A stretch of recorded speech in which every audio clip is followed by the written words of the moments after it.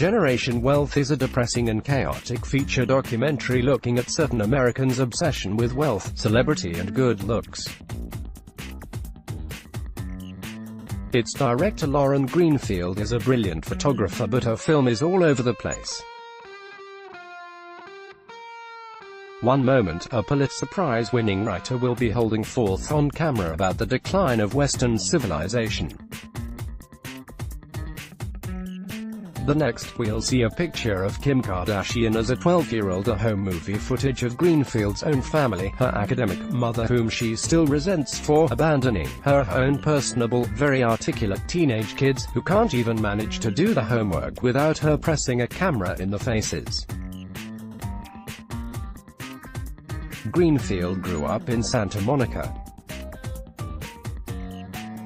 One of her first projects as a photographer in the 1990s was to chronicle the lives of her contemporaries, cool, narcissistic and very affluent slackers. 20 years on, she revisits them, sees what they have made of their lives and asks them to recreate the poses they struck in the iconic pictures she took of them. There is arguably enough material here to make an entire film, but Greenfield's attention span is too short for that. She crams in all sorts of other stories too. One of her main subjects is her old Harvard College friend, Florian HOMM, a Gordon Gekko type who was once a master of the universe, making millions through his hedge fund but is now living in exile in Germany and is on an FBI most wanted list. HOMM is charismatic and fascinating when he is talking about wealth and greed, but is markedly less interesting when he is telling us in a self-pitying fashion that money never brought him contentment.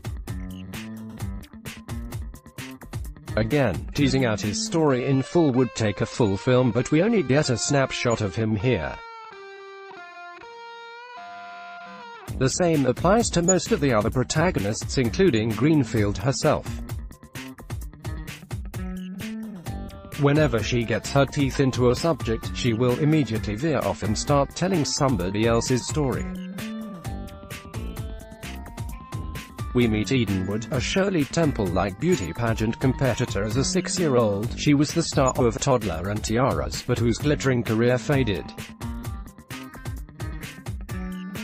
We hear the touching and sometimes grotesque story of the Oregon-raised porn star Casey Jordan, who became rich and notorious thanks to her adult movies and her association with Charlie Sheen, but then she contracted salmonella in a horrific fashion and learned money and fame don't make her happy either. We encounter a bus driver who goes to Brazil for plastic surgery she can barely afford and whose life unravels in tragic fashion. We briefly decamp to China to meet an etiquette expert who teaches her clients to behave like rich and privileged Americans. Then there is the hard-driving, hugely wealthy businesswoman who works 100-hour weeks before deciding she wants to become a mother at all costs. I noticed that no matter how much people had, they still want more. Greenfield observes. In her own way, she acknowledges, she is as obsessed with wealth as her subjects. After all, much of her working life has been devoted to chronicling the lives of the American filthy rich. Her pictures are startling and ingeniously posed and framed, but in the documentary itself, she struggles to make meaningful links between the different stories she tells. Nor does she come up with any groundbreaking thesis about wealth and celebrity beyond the very obvious one that money doesn't buy you happiness.